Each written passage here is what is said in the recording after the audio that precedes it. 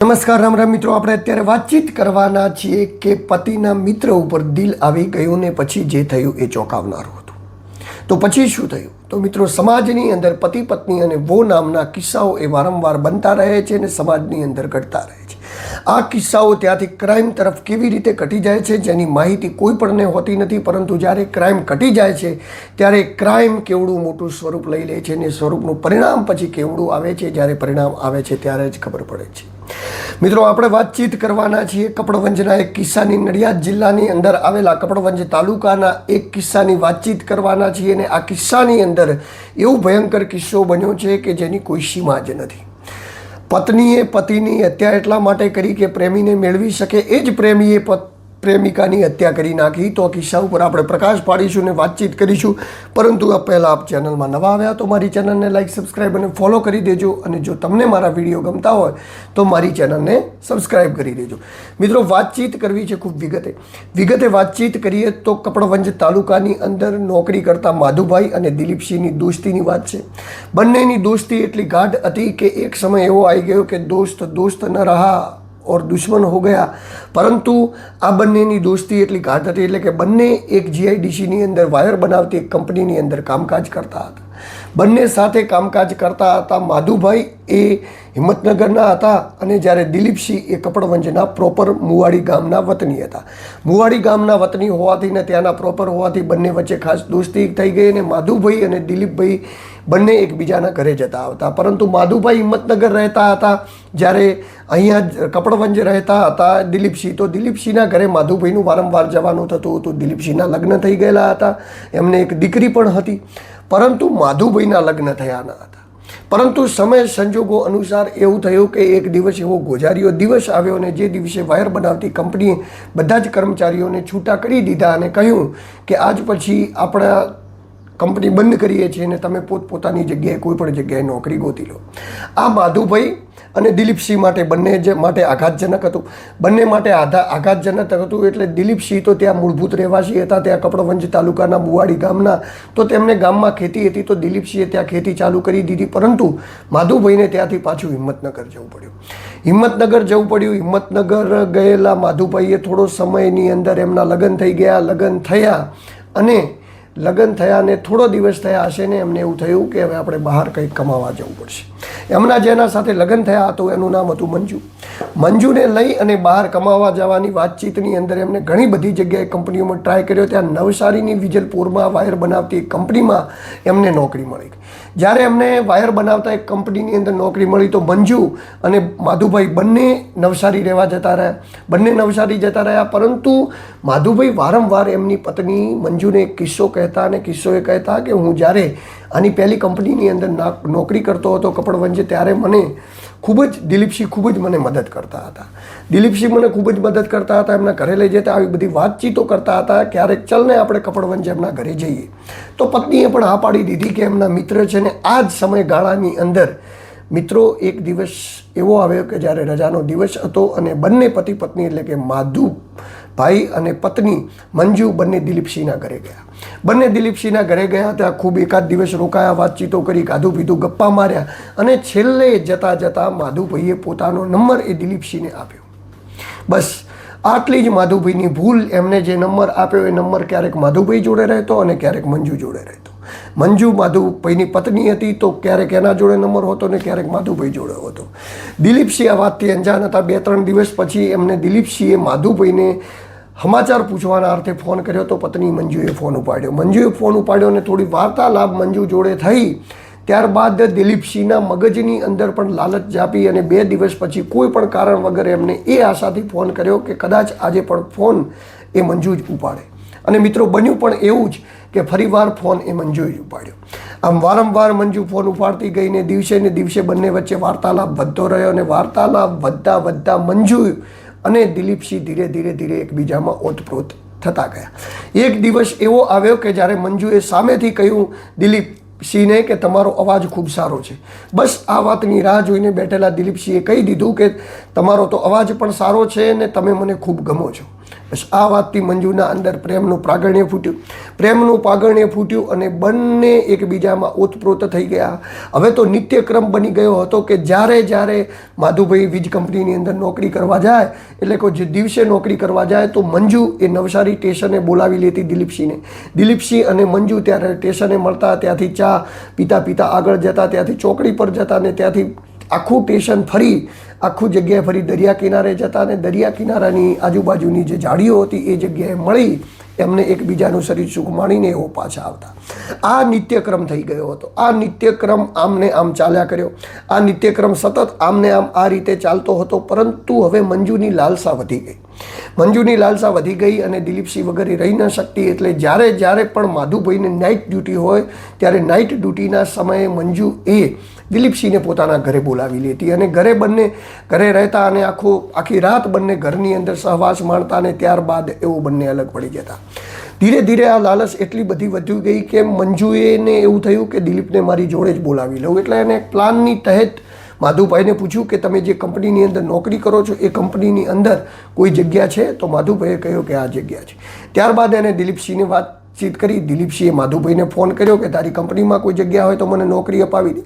બંનેની જૂની દોસ્તી હતી, બંનેની દોસ્તી યારી હતી. જે તે સમયમાં માધુભાઈને દિલીપસિંહે ખૂબ જ મદદ કરેલી હતી જ્યારે એઓ કપડવંજે નોકરી કરતા હતા. તો જ્યારે બંને વચ્ચે વાતચીત થઈ ત્યારે માધુભાઈએ કંપનીની અંદર વાતચીત કરીને દિલીપસિંહને નોકરી અપાવી દીધી. હવે તો મિત્રો શું પૂછવાનું જ રહ્યું. હવે તો બંને સાથે નોકરી કરતા, એકબીજાના ઘરે જતા આવા સંબંધો હતા. તો 24 કલાક મંજુ અને દિલીપસિંહ જ્યારે પણ માધુભાઈ ના હોય ત્યારે એકબીજા સાથે મળી અને પ્રેમ પ્રાગટ્ય ફૂટવા લાગે. વારંવાર ફૂટતા પ્રેમ પ્રાગટ્યની અંદર એટલી બધી હદ થઈ ગઈ કે એક દિવસ તો એવો આવ્યો કે બંને એક પ્લાન બનાવ્યો કે અમે ભાગી જઈએ. અને મિત્રો થયું પણ એવું કે આ પ્લાનથી માધુભાઈ અંજાન હતા. પરંતુ દિલીપસિંહ અને મંજુ બંને કપડાં લઈને એક દિવસ ભાગી ગયા અને 20-25 દિવસ બંને કોઈક જગ્યાએ સુરતમાં રોકાયા હશે. અને ત્યાં જ મંજુને એમ થયું કે હવે હું પતિ વગર કેવી રીતે રહી શકીશ, કારણ કે બહાર એને કામકાજ કરવું પડતું હતું. તો મંજુ ત્યાંથી પાછી આવી ગઈ. પાછી આવીને માધુભાઈ જોડે માફી માગી. તો માધુભાઈએ તેને થોડા બોલ્યા, તેના ઉપર ગુસ્સો કર્યો, મારપીટ કરી. પરંતુ પત્ની હતી તો પછી શું કરવાનું, તો એને માફ કરી દીધી. અને એનો મિત્ર પણ પાછળથી દિલીપસિંહ આવ્યો અને એ પણ કીધું કે મારાથી આવી મોટી ભૂલ થઈ ગઈ છે અને મિત્રતામાં મારે આવું કામ ન કરવું જોઈએ એના અંતે. તો એના જોડે પણ ગુસ્સો કરીને એને એક શરતે માફી કરી દીધી કે આજ પછી તું મારા ઘરે નહીં આવે ને મારી પત્નીથી તું દૂર રહે છે. બસ આ વાત ત્યાં જ પૂરી થઈ જતી હતી. પરંતુ મંજુના મગજની અંદર ફરીવાર પ્રાણ ફૂટ્યો અને ફરીવાર એનો જે જૂનો પ્રેમ હતો એ વારંવાર એને યાદ આવતો હોવાથી મંજુએ ધીરે ધીરે દિલીપસિંહ જોડે ફરી કોન્ટેક્ટ કરી લીધો. ફરી કોન્ટેક્ટમાં આવ્યા અને બંને ફરી એકબીજાથી ગુપ્ત રીતે બંને મળવા લાગ્યા. બંને મળતા હતા એ વાતની આ વખતે તો માધુભાઈને ગંધ ના આવી. પરંતુ એક દિવસ માધુભાઈ નાઇટ ડ્યુટીની અંદર કંપનીમાં ગયા અને જ્યારે કંપનીમાંથી નાઇટ ડ્યુટી કરીને કોઈ કારણસર વહેલા આવી ગયા, મતલબ કે પૂરી નાઇટ ડ્યુટી ન કરીને કોઈ કામના અર્થે એવો ઘરે આવી ગયા. અને જ્યારે ઘરનો દરવાજો ખટખટાવ્યો ત્યારે મંજુ અને દિલીપસિંહ બંને અંદર હતા. ગભરાયેલા દિલીપસિંહે મંજુને દરવાજો ખોલવાનું કહ્યું ને પલંગ નીચે સતાઈ ગયેલો દિલીપસિંહ જ્યારે મંજુએ દરવાજો ખોલ્યો ત્યારે આછી લાઇટની અંદર માધુભાઈને શક ગયો કે અંદર કોઈ છે. અને એમને પલંગની નીચે જોયું તો ત્યાં દિલીપ હતો. દિલીપ એમ બૂમ પાડીને કાટલેથી ઝાલીને બહાર કાઢેલા દિલીપસિંહ અને બંને વચ્ચે મારામારી થઈ અને દિલીપસિંહ જોડે તેમને ત્યાર પછી સંબંધ સાવ કાપી નાખ્યા. આ સંબંધ કાપ્યા બાદ મંજુથી એવો દૂર જતા રહ્યા અને એવો નોકરીની અંદરથી પણ એમને નોકરી પણ છૂટી થઈ ગઈ અને એવો કપડવંજ જતા રહ્યા. જ્યારે દિલીપસિંહ કપડવંજ જતા રહ્યા ત્યારે માધુભાઈ અને એમની પત્ની મંજુ બંને અહીંયા રહેતા હતા. મંજુનો એક દિવસ દિલીપસિંહ ઉપર ફોન આવે છે અને ફોન કરીને કહે છે કે માધુ મારી સાથે મારકૂટ કરે છે, તું મને અહીંથી આવીને લઈ જા, હવે હું તારા વગર રહી શકું એમ નથી. દિલીપસિંહે કહ્યું કે તું સવારના સમય સુધી રહી જાય, સવારે હું આવી અને તને કોઈ પણ ભોગે લઈ જઈશ. જ્યારે 9 વાગ્યાનો સમય હતો ત્યારે કપડવંજથી એવો રિક્ષા પકડી અને રેલવે સ્ટેશન પહોંચ્યા અને રેલવે સ્ટેશનથી એવો નવસારીની ટ્રેનની અંદર બેસી ગયા. જ્યારે નવસારીની ટ્રેન નવસારી પહોંચી ત્યારે વાગી ગયા હતા રાતના 1:30 વાગે નવસારી ઉતરેલા દિલીપસિંહે ફોન કરીને મંજુને કહ્યું તો મંજુ કે થોડી વાર તમે રોકો, હજી સુધી માધુ જાગે છે. માધુની ઊંઘવાની રાહ જોતા બંને જણા ફોનની અંદર કે હું અડધો કલાક પછી તને ફોન કરું છું, અને જેવો જ માધુ સૂઈ ગયો તરત જ મંજુનો ફોન આવ્યો અને દિલીપસિંહને ઘરે બોલાવી લીધો. દિલીપસિંહને ઘરે બોલાવીને મંજુએ કહ્યું કે જ્યારની આપણા બંનેના લફડાની ફરીવારની ખબર પડી છે ત્યારથી માધુ મારા જોડે સારું વર્તન નથી કરતો, મને મારે છે, કૂટે છે ને મને જેમ ફાવે એમ ગાળો બોલે છે, તો તું મને અહીંથી લઈ જા. આ વાતચીત જ્યારે કરી ત્યારે મંજુએ જ્યારે આ વાતચીત કરી ત્યારે દિલીપસિંહે કહ્યું કે તને લઈ જઈશ પરંતુ માધુ તારો પીછો નહીં છોડે. એક કામ કરીએ, આપણે માધુનું ઢીમ ઢાળી દઈએ. મિત્રો તમે વિચાર કરો, કેટલા વર્ષો જૂની દોસ્તીની અંદર એકબીજાને કેટલી મદદ કરેલી, એક એવું લફડું કે જે દોસ્તી ન રહેવા દીધી ને આ લફડાના લીધે હવે એ દિલીપસિંહ એ માધુને મારવા માટે તૈયાર થઈ ગયા. ત્યાં બાજુમાં પડેલી એક લોખંડની પાઇપ એમને ઉઠાવી અને એમના માથા ઉપર જોરથી ઘા માર્યો અને ત્યાં જ લોહીના ફમ્મારા ઉડ્યા.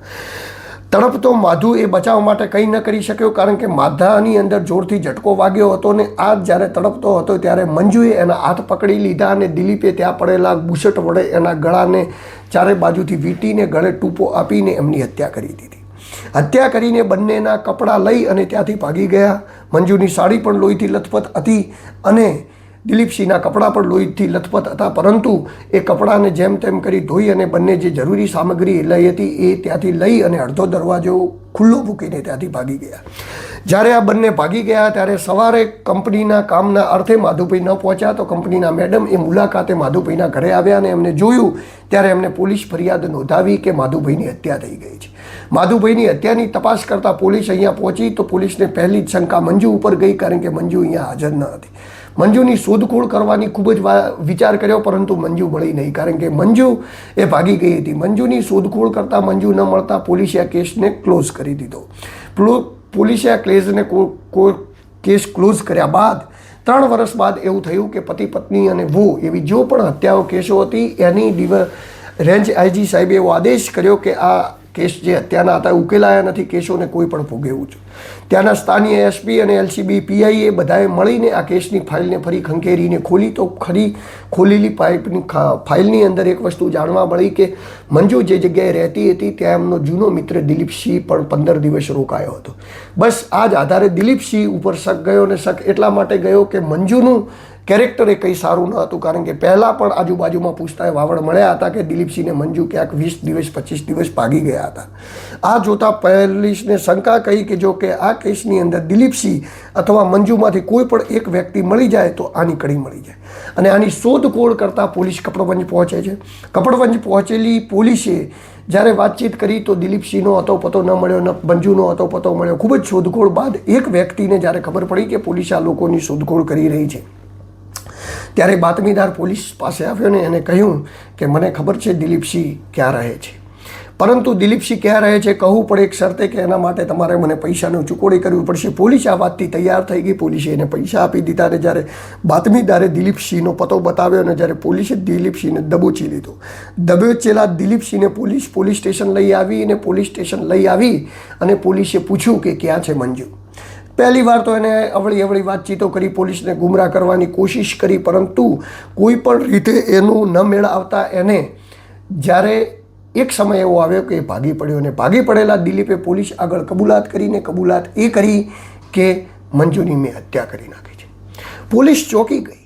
જે પતિની હત્યા પત્ની અને પ્રેમીએ મળીને સાથે કરી હતી એની હત્યા પાછળથી દિલીપસિંહને શું કરવી પડી છે. આ બધી જ વાતચીત પોલીસના ગળે ન ઉતરતી હતી. પોલીસે એને કડક પૂછપરછ કરતા એ ભાગી પડેલા દિલીપે કહ્યું કે જ્યારે હું એને ઘરેથી ત્યાંથી લઈને ભાગ્યો ત્યારથી અમે અહીંયા રિક્ષામાં બેસીને અમે નવસારી સ્ટેશને આવ્યા. નવસારી સ્ટેશનથી અમે નડિયાદની ટ્રેન પકડી કપડવંજ આવી ગયા અને કપડવંજ આવ્યા ત્યારે અમે એક જગ્યાએ રૂમ ભાડે રાખીને મેં એને રાખી હતી ને મજૂરીનું કામકાજ કરતા હતા, એટલે કે કડિયા કામ કરતા હતા 100 રૂપિયાની મજૂરી ઉપર. પરંતુ 100 રૂપિયાની મજૂરી કડિયા કામ કરતાં ધીરે ધીરે મંજુની જીદ થવા લાગી. મંજુએ કહ્યું કે મને તારે ઘરે લઈ જા. ઘરે કેવી રીતે લઈ જાય? ઘરે લઈ જાય તો લોચા પડી જાય કારણ કે ઘરે તો દિલીપસિંહને પત્ની અને એક છોકરી હતી કે જેના લગ્ન થવાના હતા. તમે મિત્રો વિચાર તો કરો કે જેમની છોકરીના લગ્ન થવાના હોય એટલા ઉંમરની છોકરીઓ એવા માણસો આ પ્રકારના કામ કેવી રીતે કરતા હશે? કેવી રીતે એમની બુદ્ધિ આટલા સુધી ભ્રષ્ટ થઈ જતી હશે કે આ રીતના કામ કરતા હશે? પરંતુ જે કરો છો, જે કર્મ છે ક્યારે ને ક્યારે ભોગવવું પડતું હોય છે. કર્મ ક્યારે ક્યારેય કોઈને છોડતું નથી ને એ જ કિસ્સો અહીંયા દિલીપસિંહ સાથે બન્યો કે કર્મની કઠણાઈ એવી હતી કે જીદ પકડેલી મંજુને એવું સમજાવી શકે એમ ન હતા. 7-8 દિવસ સમજાવવા બાદ એમને એક દિવસ મનની અંદર એવો ખતરનાક પ્લાન ઘડ્યો કે જેનાથી મંજુ પણ અંજાન હતી. મંજુને કહ્યું કે ચાલ તું મારે ઘરે જવાની જીદ કરતી હતી તો આજે તો હું તને મારા ગામડે લઈ જાઉં. આવું વિચારીને બંને રાત્રે નીકળ્યા. એક રિક્ષા ભાડે કરીને એક જગ્યાએ ઉતર્યા, જે જગ્યાએ અવાવર હતી ને જે જગ્યાએ દિલીપસિંહનું એક પૈસાએ લીધેલું ખેતર આવેલું હતું. એ ખેતરની અંદર લઈ ગયો ને કે આપણે સવારે ઘરે જઈશું, અત્યારે રાત્રે તું આ ખેતરની અંદર ચાલ, અહીંયા રસ, ઘરવાળાને હું સમજાવી લઉં, પછી આપણે ઘરે જઈશું. એમ કરીને મંજુ આગળ અને દિલીપસિંહ પાછળ ચાલી રહ્યા હતા. ત્યાં થોડે જ આગળ જઈ અને દિલીપસિંહે પોતાના ઘડેલા પ્લાનને અંજામ આપવા સીધો જ પોતાના જોડે રહેલો દુપટ્ટો એ મંજુના ગળામાં નાખ્યો અને મંજુ તરફડીને ભોંય પડી ગઈ. ભોંય પડેલી મંજુએ બચાવવા માટે ઘણા પ્રયત્નો કર્યા, પરંતુ દિલીપસિંહે તેના ખભા પર 2 રાખેલા પગ અને વચ્ચે રાખેલા ભોડા વચ્ચે દુપટ્ટાને એટલે જોરથી ખીચ્યો કે તરફડતી મંજુ એ કરતી પતી ગઈ. જ્યાર સુધી મંજુ પતી નહીં ત્યાં સુધી દિલીપસિંહ એને દબાવતો રહ્યો ને દિલીપસિંહે દબાવ્યા બાદ જ્યારે એને યકીન થઈ ગયો કે મંજુ હવે મરી ગઈ છે ત્યારે દુપટ્ટો છોડી અને પાવડો લાવીને ત્યાં 7 ફૂટ લાંબો, ત્યારબાદ 2.5 ફૂટ પહોળો અને 3 થી 4 મીટર ઊંચો ખાડો ખોદ્યો અને ખાડાની અંદર મંજુને દાટી અને ત્યાં માટી વાળી દેવામાં આવી. માટી વાળી અને દિલીપસિંહે પોતાનું ઘર બદલી કપડવંજની અંદર એક એવી જગ્યાએ રહેવા માંડ્યો કે જે જગ્યાની કોઈ પણને માહિતી નથી. 3 વર્ષ સુધી પોલીસે આની શોધખોળ કર્યા પછી ન મળ્યું, પરંતુ જ્યારે આ વાત દિલીપસિંહે પોલીસ સમક્ષ કબૂલી અને પોલીસે ઘટના સ્થળે પહોંચી તો દિલીપસિંહને 3 વર્ષ પછી પણ એક્ઝેક્ટ યાદ હતું કે મંજુની લાશ એને કઈ જગ્યાએ દફનાવી હતી. તે જગ્યાએ જીસીબી વડે ખોદતા મંજુનું હાડપિંજર મળી આવ્યું. મંજુનું હાડપિંજર મળ્યું, એ હાડપિંજર મંજુનું મળી આવ્યું ને એના આધારે પોલીસે ગુનો નોંધી અને દિલીપસિંહને લાઈફ ટાઈમ માટે અલગ કરી દીધો. કોર્ટે એને સજા પણ સુનાવી અને લગભગ એને આજીવન કારાવાસની સજા થઈ. મિત્રો, મિત્રતા એવી હતી કે મિત્રો એકબીજા માટે જાન આપી શકતા હતા. એમાં એક પત્નીના લફડાના લીધે મિત્રે મિત્રતાને ગુમાવ્યો, મિત્રે મિત્રની હત્યા કરવા ઉપર મજબૂર થયો. જે પત્નીએ મિત્રના જોડે લફડું કર્યું અને પોતાના જ પતિની હત્યા કરાવી, એની કર્મની સજા ભગવાને એવી આપી કે જેને પ્રેમ કરતી હતી, જેના પાછળ એ બધું નિશાવર કરતી હતી, એ જ વ્યક્તિએ એની હત્યા કરી દીધી. કર્મની કઠણાઈ તો દિલીપની પણ જુઓ કે જે મિત્રની એને હત્યા કરી નાખી હતી, પ્રેમનું લફડું કર્યું હતું, એ જાજો સમય ટક્યું નહીં. 2 હત્યાઓના કેસ થયા બાદ 20 વર્ષથી એ જેલની અંદર સડી રહ્યો છે અને અત્યારે એનો પરિવાર બહાર મજૂરી કરી રહ્યો છે. તો મિત્રો, આ સ્ટોરી હતી એ કપડવંજની હતી. કપડવંજ નડિયાદની જિલ્લાની અંદર આવેલું છે ને એ જગ્યાએ આ મુવાડી ગામની અંદર આ બનેલી ઘટના છે. આ ઘટના રિયલ ક્રાઇમ સ્ટોરી છે ને આવી ઘણી બધી રિયલ ક્રાઇમ સ્ટોરીઓ એ પતિ પત્ની અને વોના કિસ્સાઓમાં બનતી હોય છે. એવી જ આ એક સ્ટોરી હતી. તો નમસ્કાર, રામ રામ. હું છું દિલ્હી ચૌધરી અને આવી કોઈ પણ સમાજની અંદર ક્રાઇમ સ્ટોરીઓ બનતી રહેશે જેના ઉપર આપણે પ્રકાશ પાડતા રહીશું. રામ રામ.